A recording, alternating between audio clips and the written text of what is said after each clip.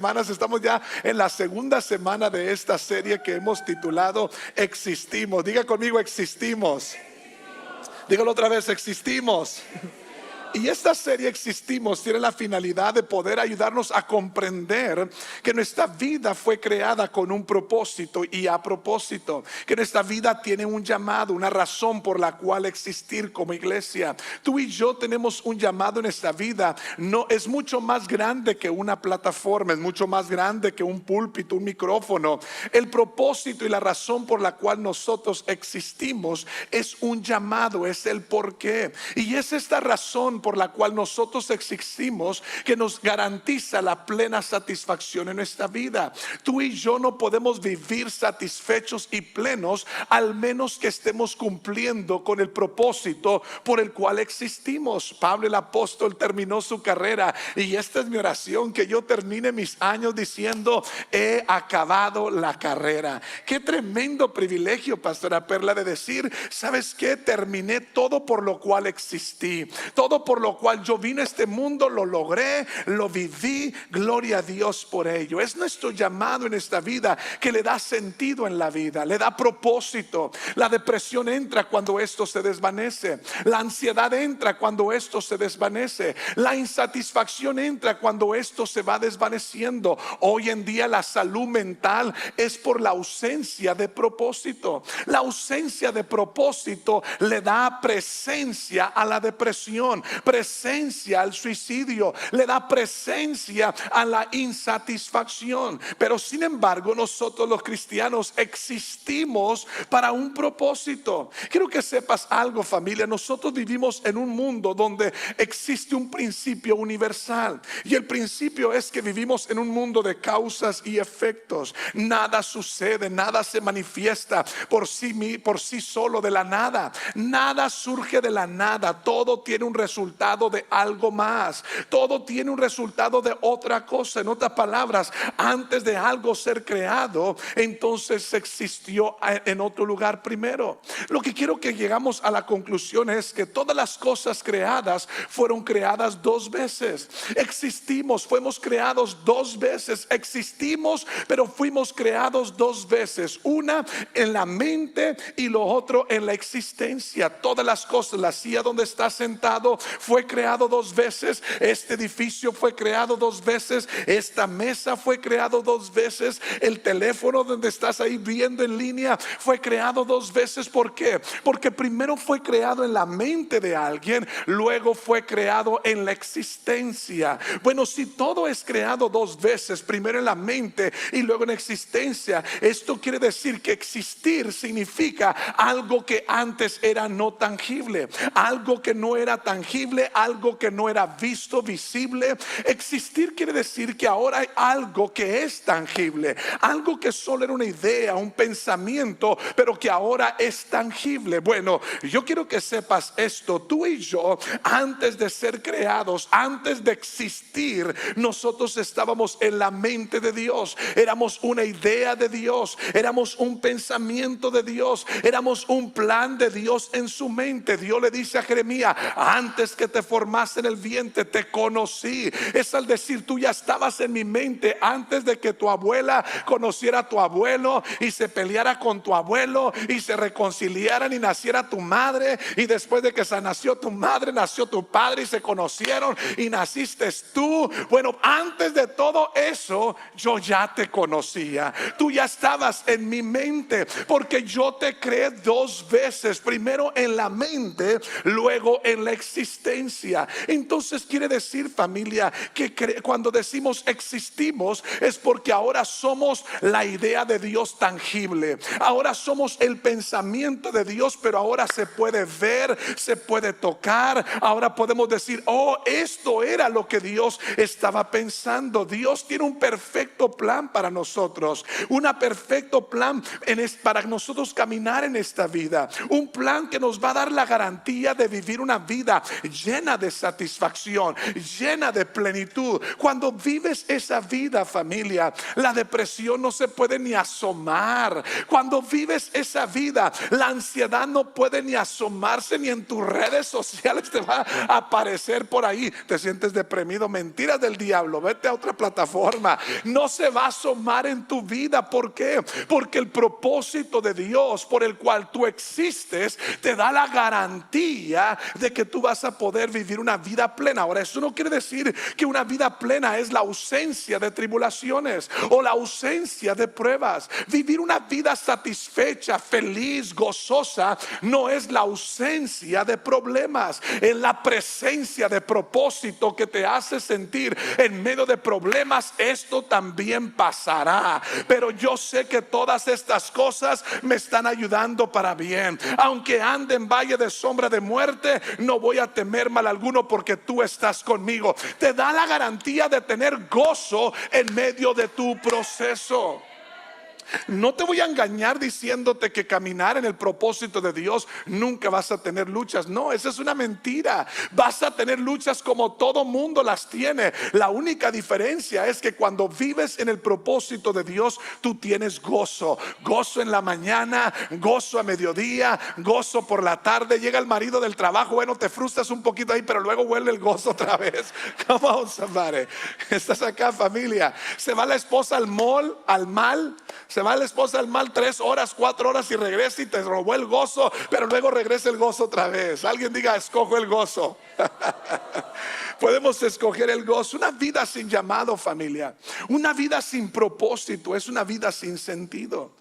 Y tú y yo fuimos llamados a un propósito, y ese propósito es algo que produce en nosotros una actitud de compasión, una actitud de ser positivo, de ser optimistas en esta vida, una actitud que nos ayuda a poder caminar. Y ese propósito es ser un puente entre la gente y Dios, entre las personas y Dios. Quiero que vayas conmigo al libro de Mateo capítulo 5 verso 14, donde vemos la escritura clave de esta serie. Y dice así, dice Jesús: vosotros sois la luz del mundo. Una ciudad asentada sobre un monte no se puede esconder, ni se enciende una luz y se pone debajo del almud, sino sobre el candelero, y alumbra a todos los que están en casa. Así alumbre, diga conmigo, así alumbre vuestra luz delante de los hombres, para que vean ¿qué cosa? Para que vean nuestras buenas obras, para que vean tus buenas obras y glorifiquen a tu Padre que está en los cielos. La semana pasada, el domingo pasado, empezamos la serie hablando acerca de ser iglesia, y hablamos de que ir a la iglesia solo tiene sentido si primero somos iglesia. No tiene sentido ir a la iglesia si primero no hay alguien que diga: hoy este día yo voy a ser iglesia, voy a abrir la puerta para alguien, voy a darle la bienvenida a alguien, voy a preparar el santuario para que pueda haber reunión. No tiene sentido ir a la iglesia si primero no hay alguien que sea iglesia. Y entendimos que cuando decides tomar esa posición de ser iglesia, la garantía es que vas a florecer. Florecerás como cedro en el Líbano. Vas a crecer como cedro, vas a florecer como la palmera. Bueno, y eso es grandioso cuando eres iglesia. Bueno, pero ¿cómo puedes ser iglesia? ¿Qué es iglesia? ¿Y cómo puedo ser iglesia? ¿Cuál es el propósito de la iglesia? ¿Y cómo puedo ser yo iglesia? Yo les dije: ¿quieres saber cómo? Vente el domingo. Y estás aquí, bueno, te voy a decir cómo. La respuesta a esa pregunta es entendiendo que servir es nuestro propósito. Tienes que abrazar la cultura de que servir es nuestro propósito. Y de eso te quiero predicar, de este tema titulado servir es nuestro propósito. Dígalo conmigo fuertemente: servir es nuestro propósito. Jesús dijo que tu luz brille. Tu luz no brille por Chanel, ni brilla por Louis, ni brilla por Balenciaga. No, tu luz brilla. Jesús dice que tu luz brille por las buenas obras que tú haces. Tú brillas no por Mac, que te pones tanto y sales así como que eres el sol en todo el resplandor, bien radiante, y que todo mundo te va a ver. No, tú brillas, tú resplandeces cuando hay buenas obras en tu vida. Cuando hay buenas obras en tu vida, es ahí cuando tú puedes empezar a brillar. Jesús dijo: deja que tu luz brille. Y Él no estaba hablando de palabras, Él no estaba hablando de tu vestimenta, Él estaba hablando de tus acciones, Él estaba hablando de tus obras, Él estaba hablando de qué tan importante es saber acerca de servir a otros. Ahora yo quiero que apuntes este pensamiento, porque esto es clave y es muy crucial. Este pensamiento que vamos a estar hablando por el resto de las semanas de esta serie es esta: mis buenas obras no pueden apuntar hacia mí, deben de apuntar hacia la bondad de Dios. Lo bueno que yo hago en la vida no debe de apuntar de que, ay, mira qué buena persona es Orlando. No, debe de apuntar hacia qué bueno es Dios, qué bueno es el Señor. Que la gente no venga para alabarme a mí, porque hay veces al no entender este pensamiento te puedes perder en lo que es sirviendo y haciendo buenas obras. Si te pierdes en lo que son las buenas obras, es porque tus buenas obras no están apuntando hacia Dios, sino que están apuntando hacia tu persona. ¿Y qué hace eso? Alimenta tu ego, alimenta lo que es tu orgullo, empieza a alimentar tu egocentrismo, y al fin del día te empieza a apartar del propósito de Dios. Tus acciones, mis acciones, deben de ser declaraciones de la bondad de Dios y no de nosotros mismos. Debe de ser apuntar hacia el reflejo de que Dios es bueno, que la gente pueda decir: mira lo bueno que es Dios, que envió a sus hijos para rescatarnos y darnos bendición. Ahora entendamos que nosotros hacemos buenas obras y Dios nos está impulsando a hacer buenas obras, no para que nosotros seamos salvos. Por favor, entendamos que yo y tú no somos salvos por lo bueno que somos. No somos salvos por chulos y bien peinados, sino algunos ya lo tuviéramos hecho. Come on now. Sí, échale crema a tus tacos y nadie le echa, hombre. No importa que estés bien feo, orejón y cabezón y ya bien arrugado. Tú di: no hay nadie como fulano de tal. Mira, soy el firulai. ¿Sí? Pero la realidad de las cosas, familia, es esto: nadie es salvo por sus buenas obras. Nosotros somos salvos por la gracia del Señor, por lo que Él hizo en la cruz del Calvario. Pero fuimos salvos para las buenas obras. En otras palabras, el perro no ladra para ser perro, ladra porque es perro. Nosotros no hacemos buenas obras para ser salvos, hacemos buenas obras porque somos salvos. De una vez que el Señor nos salvó y mostró su fidelidad hacia nuestra vida, queremos anunciarle a todo mundo: mira lo que ha hecho Dios conmigo, y si lo hizo conmigo, lo puede hacer también contigo. No soy salvo por obras, pero soy salvo para caminar en buenas obras. Y es por eso que llego a la conclusión que servir es nuestro propósito. Tú y yo existimos para servir. Servir a otros es donde encontramos la plena satisfacción de la vida. Te vuelvo a decir, puedes usar todas las marcas caras y salir, y la gente puede decir: wow, esa persona debe tener bastante lana, aunque a veces tenemos más deuda que lana, ¿verdad? Pero parece ser la gran cosa. Y al fin del día lo que sucede, familia, ¿sabes qué? Es que te vas a la casa, te quitas todas esas prendas y te sientes vacío e insatisfecho. Pero hay personas que a lo mejor no tengo la prenda y a lo mejor no tengo los 6,000 pies cuadrados en la casa, pero cuando mi cabeza se pone sobre mi almohada, digo: esta sí es vida. ¿Por qué? Porque tengo satisfacción, tengo plenitud, tengo gozo. Dios no quiere que nadie vaya a decir qué buenas son esas personas. Dios quiere que la gente llegue a decir: mira qué bueno es Dios, porque mira, envió a esas personas. Que la gente pueda llegar a conocer a Dios a través de lo que nosotros hacemos. Apunta esto, por favor, los que toman notas. Anota esto, por favor. Tus buenas obras podrán ser, familia, el único sermón que algunas personas van a escuchar. Ten cuidado, porque quizás cuando estás sentado en el restaurante y ese mesero, esa mesera que está por ahí, que no conoce a Dios, tu propina a lo mejor va a ser el único mensaje que ella va a escuchar de Jesús en esa mesa. Come on, somebody. Tú tienes que entender que donde quiera que tú caminas, tus buenas obras es el mensaje de Jesucristo. La gente no quiere saber de palabras, la gente no quiere escucharte hablar, la gente quiere verte accionar, porque el mensaje, quizás el único mensaje que algunas personas van a escuchar de ti, ¿sabes cuál es?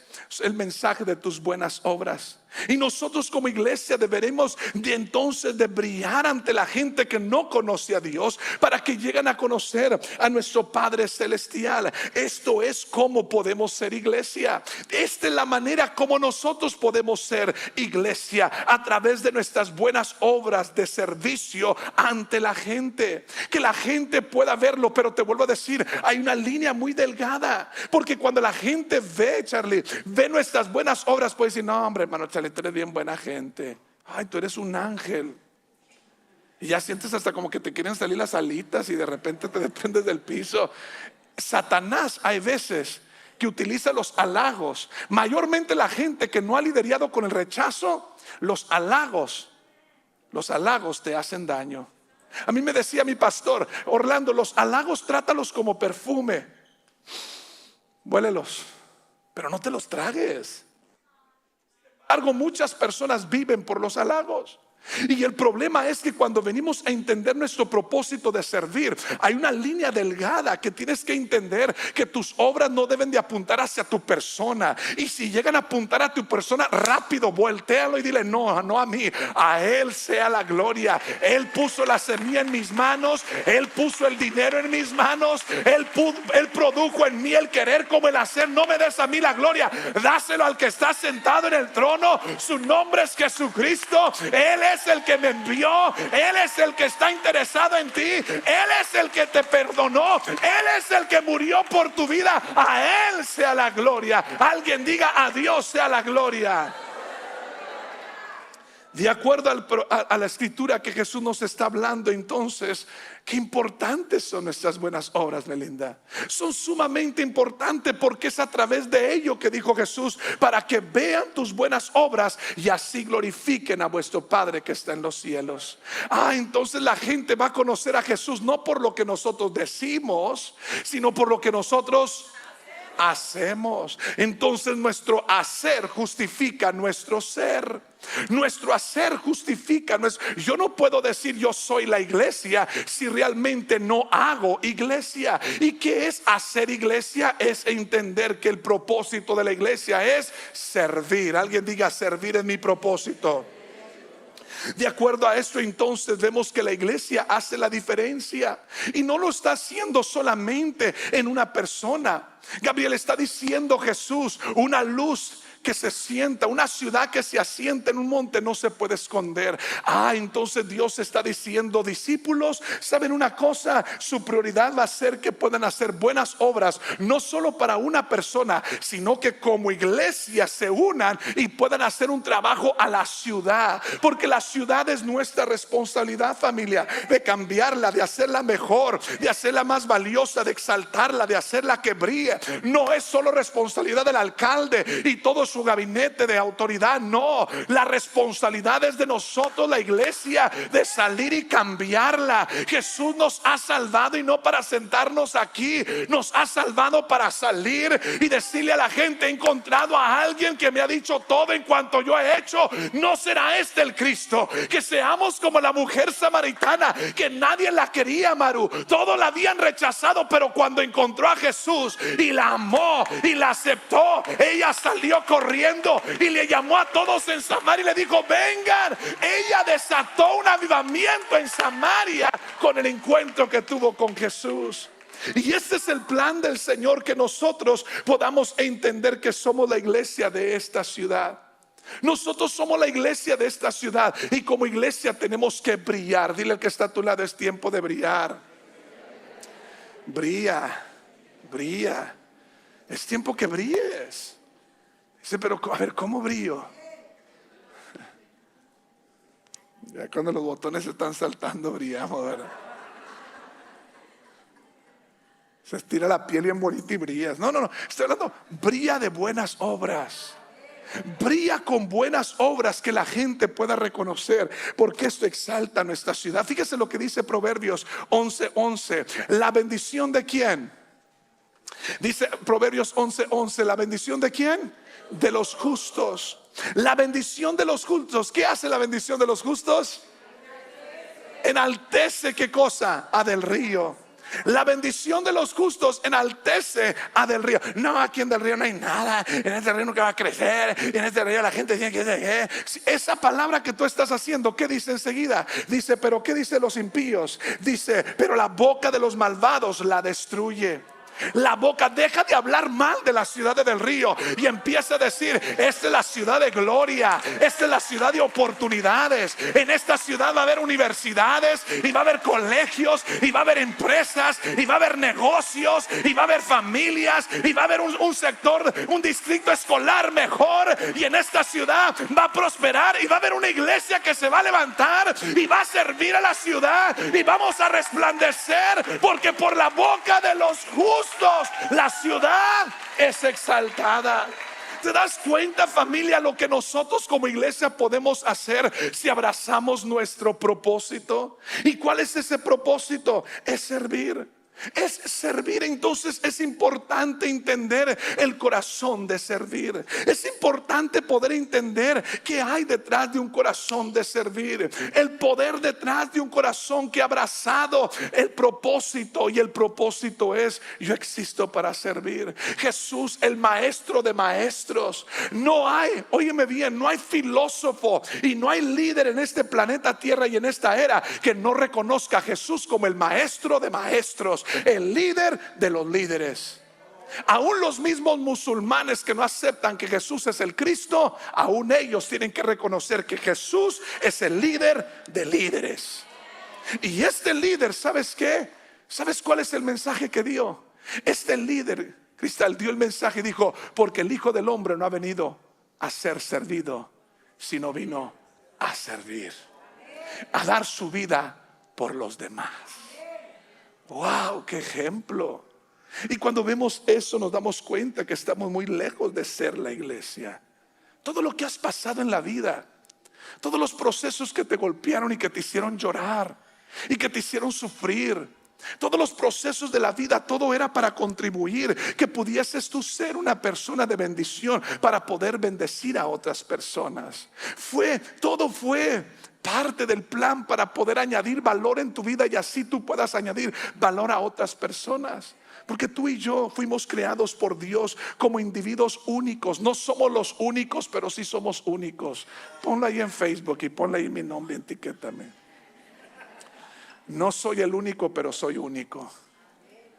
No somos los únicos, pero sí somos únicos. You're not the only, you're unique in all the word, in all the extent of the word. Eres único de tal manera que nadie tiene la huella de tu dedo que tú tienes. Eres único en todo el sentido. Dios te dio dones, te dio talentos, te dio habilidades, te dio comportamiento, te dio un temperamento, te dio una personalidad, te dio pasiones, te dio intereses, te dio experiencias, te creó para que puedas abrazar la verdad de poder servir a otras personas. Servir está diseñado para poder ayudarnos a descubrir a Dios, pero a la misma vez está ayudándonos para poder ayudar a otros a descubrir su propósito y descubrir a Dios en sí. Nosotros, familia, solo podemos servir a Dios a través de servir a la gente. Nosotros solo podemos servir a Dios a través de servir a las personas. La gente que dice: no, yo ya tengo 40 años sirviendo al Señor, pero nunca se ha levantado a mover una silla. Desgraciado infeliz. Si estás acá: no, yo ya llevo 60 años caminando con este Dios poderoso, sirviéndole a Él, pero no pueden venir a levantar una cortina. Nosotros servimos a Dios a través de servir a la gente. Tú solamente puedes tener la satisfacción de que estás sirviendo a Dios a través de servir a la gente. Fíjate lo que dijo Jesús. Dijo, Juan no escribe esto en su epístola. Dice Juan, 1 Juan 4:20, si alguien afirma yo amo a Dios, pero odia a su hermano, es un mentiroso, pues el que no ama a su hermano a quien lo puede ver, ¿cómo puede amar a Dios a quien no puede ver? Yo sirvo a Dios a través de servir a las personas. Es por eso que como iglesia Dios quiere que entendamos, familia, el propósito de que es servir. El propósito nuestro es servir y que lo pongamos en práctica en su potencial total, de tal manera que el reino de Dios pueda avanzar, que pueda la gente ver que Dios es un Dios bueno. Servir a las otras personas, familia, es realmente, puedo decir que la expresión de nuestro amor hacia Dios. Cuando tú sirves a las personas, entonces puedo decir, esa es la expresión de tu amor hacia el Señor. Cuando servimos con un corazón abierto a aquellos que necesitan ser servidos, ¿sabes qué estás haciendo? Estás diciendo, yo amo a Jesús. Jesús dijo esto en Mateo 25, porque tuve hambre y me diste de comer, tuve sed y me diste de beber, fui forastero y me recogiste, estuve desnudo y me cubriste, enfermo y me visitaste, en la cárcel y viniste a verme. Entonces, ¿quiénes? Los justos, diga conmigo, los justos. La audiencia a la cual Jesús está hablando no son los impíos ni los pecadores, son los justos, la iglesia. Los justos le responderán diciendo, Señor, ¿cuándo te vimos hambriento y te sustentamos, sediento y te dimos de beber? ¿Cuándo te vimos forastero y te recogimos, o desnudo y te cubrimos? ¿O cuándo te vimos enfermo o en la cárcel y vinimos a verte? Y respondiendo el rey les dirá, de cierto os digo que en cuanto lo hiciste a uno de estos, a mis pequeños, a mí lo hiciste. Servir a la gente es realmente servir al Señor. Jesús realmente es amado por nosotros cuando nosotros servimos a las personas. Cuando nosotros servimos a las personas, Jesús está recibiendo el mensaje, mira cómo me amas. Nosotros no lo podemos entender porque podemos cantarle todo el día, Señor, cuánto te amo, pero a la mesera no le dejas ni $1. Y si se lo dejas, le dejas el más arrugado y el rompido. No esta iglesia, no otros, porque generosidad aquí es nuestro privilegio. ¿Cómo podemos decir nosotros amamos a Dios y a las personas? No sabemos cómo expresar ese amor. Por eso tenemos que entender, aceptar que servir es mi propósito. Servir es mi propósito. Jesús nos dio 2 mandamientos grandes. De los 10 mandamientos de Moisés lo redujo a 2. Amarás a Dios y amarás a tu prójimo. Por eso en Promise tenemos 2 valores. Los primeros 2 valores de nuestra iglesia es amamos a Dios y amamos a las personas. Porque cuando servimos a las personas, realmente estamos sirviendo al Señor. Estamos sirviendo a este maravilloso Dios. Hay una escena por ahí en el Evangelio según San Juan, capítulo 13. Y en esta escena podemos ver que hay una fiesta que ocurrió, que precisamente es la fiesta de la Pascua. Y ya es 3 años y medio han pasado del ministerio de Jesús. Y Jesús entra al cuarto donde están sus discípulos. Y en esta escena podemos encontrar la importancia de lo que hay en el corazón de una persona que abraza el propósito de servir. Y durante este capítulo 13 del Evangelio según San Juan, empezamos a ver ciertas cosas que están por suceder. Una de ellas está Jesús por morir. Jesús está por convertirse en sacrificio que cambiaría al mundo por completo. Pero fíjese lo que está pasando en la escena. En Juan 13 verso 1 dice: y se acercaba la fiesta de la Pascua. Jesús sabía que le había llegado la hora de abandonar este mundo.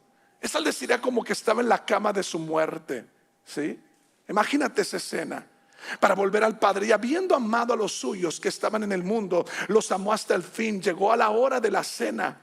El diablo ya había incitado a Judas Iscariote, hijo de Simón, para que traicionara a Jesús. Sabía Jesús que el Padre había puesto todas las cosas bajo su dominio y que había salido de Dios y a él volvía. Así que se levantó de la mesa, se quitó el manto, se ató una toalla a la cintura Luego echó agua en un recipiente y comenzó a lavarle los pies a sus discípulos y a secárselo con la toalla que llevaba en la cintura. Cuando llegó a Simón Pedro, este le dijo: ¿y tú, Señor, me has de lavar los pies a mí?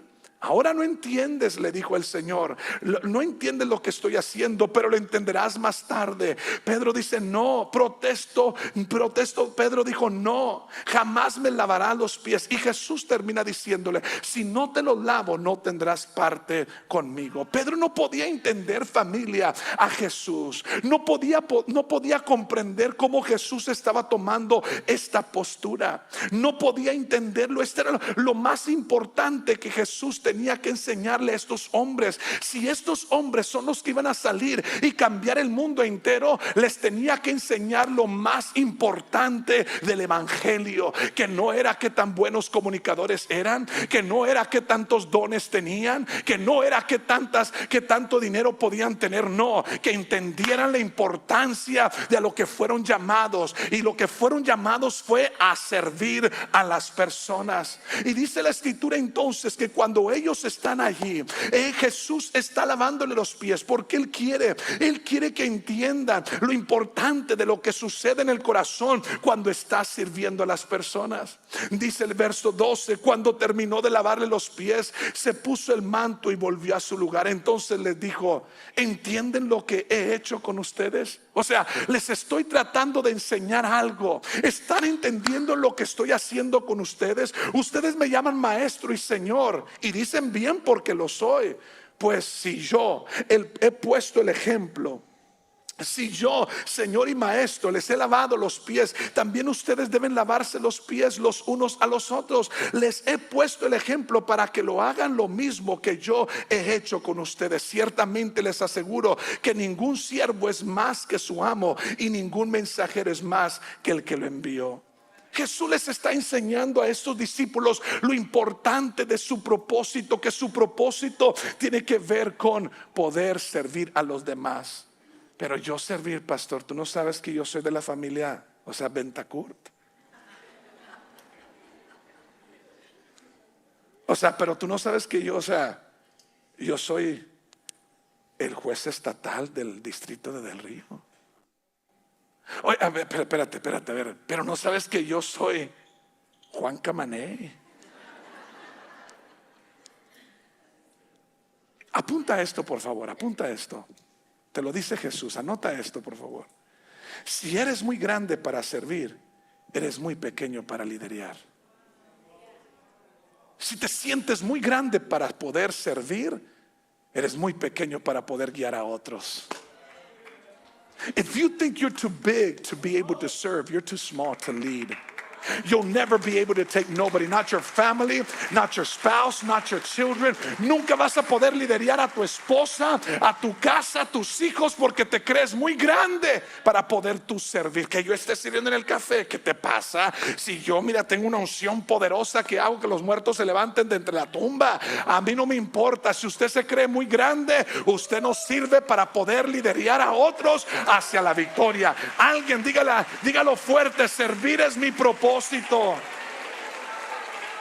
Jesús en el verso 17 les está diciendo: ¿entienden esto? Les está preguntando: ¿entienden esto? Bendecidos serán si lo ponen en práctica. Aquí es donde Jesús lleva lo que sabes, algo que sabes, a poder llevarlo a la práctica. Que la teoría la puedas llevar a la práctica, que el conocimiento lo puedas llevar a la aplicación, porque la bendición no está en que puedas decir servir es mi propósito, es que lo puedas llevar a la práctica. Ahora, algo está sucediendo en este cuarto con Jesús. Hay dos cosas que están ocurriendo en este capítulo. Lo primero, y que Jesús precisamente tiene que hacer algo para poder sacudir a estos muchachos. En el capítulo 13 de Juan podemos ver que Jesús se levanta y ¿sabes qué hace? Dos cosas. Número uno, Jesús tiene que traerles conciencia. Jesús les tiene que traer conciencia. Su equipo está pasando por un momento difícil, está pasando por un momento que los está sacudiendo. ¿Por qué? Porque en la cultura el tiempo de Jesús era que en la puerta siempre estaba un lebrío, un recipiente con una jarra de agua, para que todas las personas que entraban por esa puerta La persona, el host, el anfitrión, tomaba aquel recipiente y aquella jarra de agua y le lavaba los pies a sus visitantes. Era un costumbre. Pero cuando Jesús entró, notó que todos traían los pies sucios. Y esto me da la impresión como que él entró a un cuarto y estaba tenso. Nunca se entra a un lugar donde no se están hablando y como que, oops, sorry, you coming at the wrong time. Nunca te ha pasado eso, que llegas a la casa de mamá y mamá no le anda hablando a papá y dice, hola, ¿cómo están? Y tú así como que, ¿qué traes, mamá? No, nada, mija, ¿por qué? Porque hay papás muy buenos que tratan de esconder lo que está pasando, ¿verdad? Y lo maquillan bien padre, pero lo puedes sentir. Jesús entra al cuarto, señora Norma, y se da cuenta que algo no está bien. ¿Por qué? Porque hay competencia entre ellos, hay celos entre ellos, hay conducta entre ellos que no es agradable y los empieza a dañar. Uno está diciendo, no, pues yo me senté ahí con Jesús, yo no voy a lavar los pies. Que le lave los pies a Pedro. Pero es bien corajudo, no, hombre. Que se los lave Bartolomé. Como que nadie lo conoce. Ni saben quién es Bartolomé. Ni va a escribir libro que se lo lave él. No, hombre, bien corajudo que es Pedro. Como que hay una resistencia. ¿Y sabes qué hace Jesús? Como lo que hace mamá o hace papá. Nunca te mandó papá a lavar el carro y como que no lo hiciste, y de repente llega papá y ni te dice nada, nomás lo empieza a hacer y dices, híjole, se me olvidó. Papá, perdóname, yo lo hago, ahí deja. Y voltea a papá y no te quiere, no sé cómo que.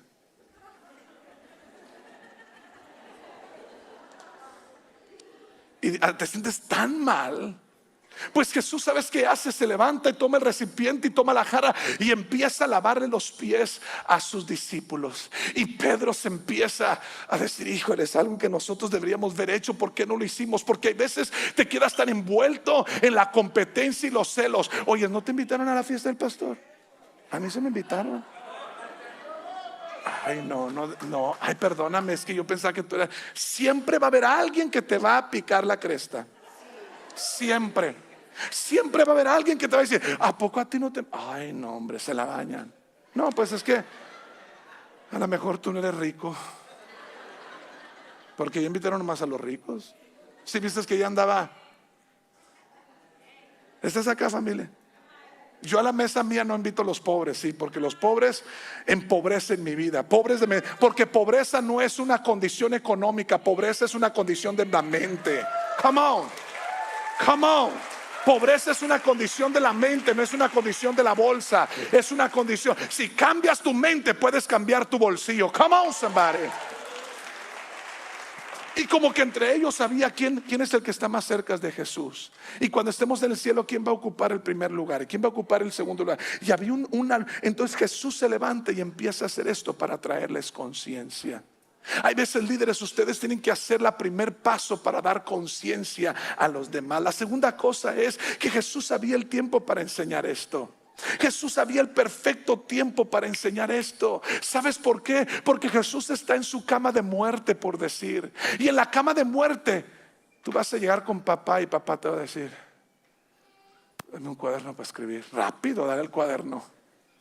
Porque te va a escribir dónde está la llavecita del cajoncito que tiene debajo de la cama. ¿Sí estás acá? Te va a decir cuál es el número de la cuenta que tiene, que nadie sabe, que puso todos los ahorritos de los 2 terrenos que vendió, que a nadie le dijo por cuánto los vendió. Te va a decir lo importante de su vida. Te va a decir lo valioso. Cuando alguien está en la cama de la muerte, le hablan a las personas que son importantes. Si Jesús está en la cama de la muerte, Gaby, y esto es lo que está enseñando, quiere decir que esto es lo más importante para Jesús. Quiere decir que servir, hermana Diana, para Jesús es lo más importante por encima de todo lo demás. Y sin embargo nosotros pensamos que es solamente ir a la iglesia. Pero familia, si entonces entendemos que esto es lo más importante para Jesús, tenemos que comprender, tenemos entonces que ver el corazón, entender, familia, importante de lo que es el corazón de servir. ¿Y cómo puedo yo tener el corazón de servir? ¿Cómo puedo abrazar el propósito? Que mi propósito es servir. Ese es mi propósito. Pues número uno, tienes que estar dispuesto a involucrarte. Tienes que estar dispuesto a involucrarte. No, pues a mí no me han dicho nada. Pues a mí ni me dijeron. Si quieren, pues que vengan y me digan. No. Jesús se involucró. Después trajo conciencia a los demás y después entre ellos empiezan a hacerlo. Tú tienes que involucrarte. Dile al que está a tu lado, involúcrate. Dile, involúcrate en todo lo que Dios está haciendo aquí en Promised Land. Involúcrate. ¿Sabes qué dice la escritura? Dice que Él se levantó de la mesa. Porque hay veces que hay que sentarte en la mesa. Hay veces que hay que escuchar en la mesa. Hay veces hay que hablar en la mesa. Pero luego hay veces que vas a tener que levantarte de la mesa y involucrarte con los demás. Tienes que involucrarte. Tu propósito de servir solamente se va a ejecutar si estás dispuesto a ponerle pies a lo que Dios nos ha llamado a hacer: amar a las personas. No sirves para ser visto, no sirves para ser aplaudido. Hay personas que a veces dicen: ¿sí vio que serví, pastor? Sí vi, es que no me dijo nada. No puedes servir para definirte. Tienes que servir porque este es tu propósito. Porque este es tu propósito. Para esto tú fuiste creado. Tú existes para esto, para servir a los demás. Involúcrate. ¿Qué otra cosa está detrás del corazón? La segunda cosa que Jesús está enseñándonos acerca de tener un corazón para servir es: tienes que estar dispuesto a menguar. Tienes que estar dispuesto a menguar. Yo sé que te miras bien lujoso. Hombre, te ves bien padre. ¿Crees que todo el mundo te tiene envidia? No te tienen envidia. Bueno, algunos sí te tienen envidia. Pero no tienes que traer esa mentalidad con todos. Cuando vas a abrazar el corazón para servir, vas a tener que estar dispuesto a menguar. Porque algo sucede, señora Norma, cuando menguamos. Cuando vivimos, hermana Alicia, de aquí parados, a la gente las podemos ver como menores.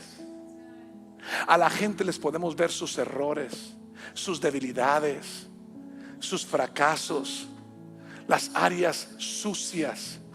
Pero algo sucede, Matthew, cuando menguamos. Así Jesús miraba a un Pedro que lo iba a negar.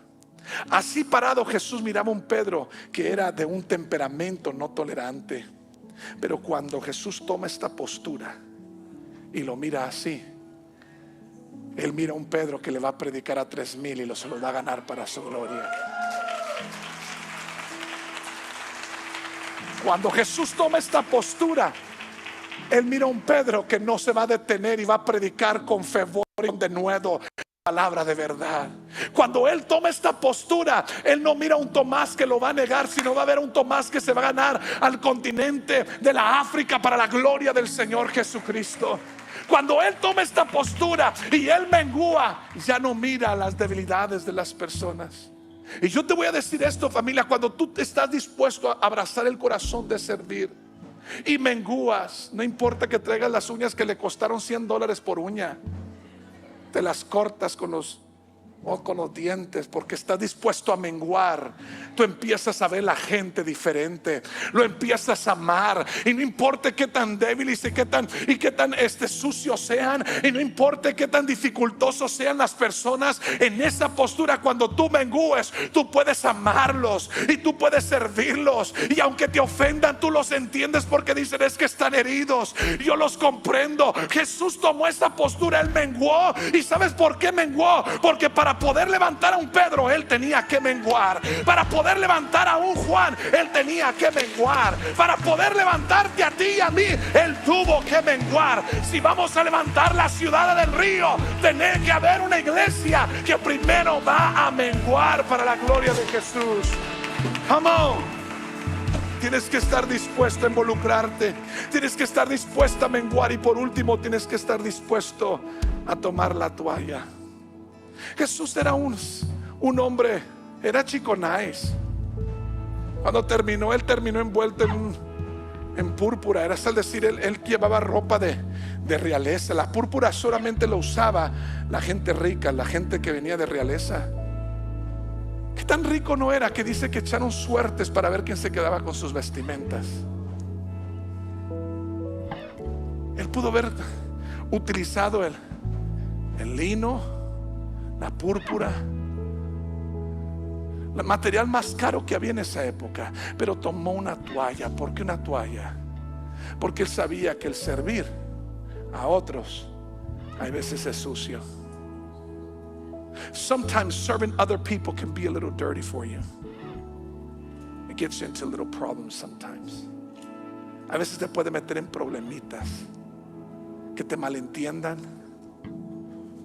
que te hieren tus sentimientos. Y la toalla era lo único material que puede limpiar algo que es sucio. La toalla es lo único material que puede limpiar, no el poliéster, no el silk. No, la toalla es lo que puede limpiar lo que es sucio en verdad. Y Jesús está tomando la toalla. ¿Sabes por qué? Porque servir a veces puede ser un poco sucio, pero está garantizado, Nancy, que va a dar satisfacción. Ahorita que te veo y digo, Nancy, el esposo de Nancy fue un hombre que partió con el Señor, que en su vida encontró la satisfacción más grande peleando contra el cáncer. ¿Y sabe qué encontró? Que aunque el servir era un poco sucio, porque verdad que a veces venía y decía, híjole, fulano, y que sutano, y que para más, Tony está bien, Tony, porque era sucio el servir, pero era algo que le trajo plena satisfacción. Yo te digo en esta noche, en este día, te sientes vacío, te sientes incompleto, te sientes que tu vida no tiene sentido. Es por eso que te quiero retar, que las próximas semanas te metas a un grupo, seas parte de un grupo. ¿Por qué un grupo, pastor? Qué bueno que me preguntas. Ya terminé. ¿Por qué un grupo, pastor? Bueno, porque en los grupos se están preparando para el 15 de julio. El 15 de julio vamos a salir como iglesia a la ciudad del Río. Nos vamos a poner nuestras camisas rojas que están allá atrás ahorita, y vamos a ponernos de rojo en toda la ciudad, y vamos a salir. Y hay proyectos diferentes que cada grupo está planeando. Están planeando diversos proyectos, y nos vamos a involucrar, y vamos a sudar, y vamos a traer manos sucias pero un corazón limpio y satisfecho. Y vamos a caer ese sábado en la noche bien agotados y bien cansados, y la camisa roja va a terminar con un mapa blanco así. Que tu camisa roja termine con un mapa blanco así. Dices, ¿por qué blanco? Pues, sí, de salitre, donde sudates bastante, y que vuelas así como que a macho de rancho, pero que termines bien satisfecho y decir, wow. Ver el rostro de aquellas personas, ver el corazón del departamento de policía, del departamento de bomberos, de ir a servir a aquellas personas que estaban en aquel lugar, de buscar a los inmigrantes que están buscando lugar donde quizás ir a cocinar por aquellos que están. No sé qué proyecto tú tengas, pero puedes contribuir. Y este 15 de julio vamos a salir como iglesia desde temprano, a las 7 de la mañana, y vamos a salir y vamos a invadir a nuestra ciudad, y vamos a hacer una ciudad alumbrada, una ciudad que brilla, una iglesia que brilla, que se ve su luz resplandeciente, una iglesia que se levanta y que la gente pueda decir, mira qué bueno es Dios, que envió a estas personas para traernos refugio y traernos esperanza. Y nosotros diremos, mira lo que hizo el Señor, y estaremos alegres. Ponte de pie.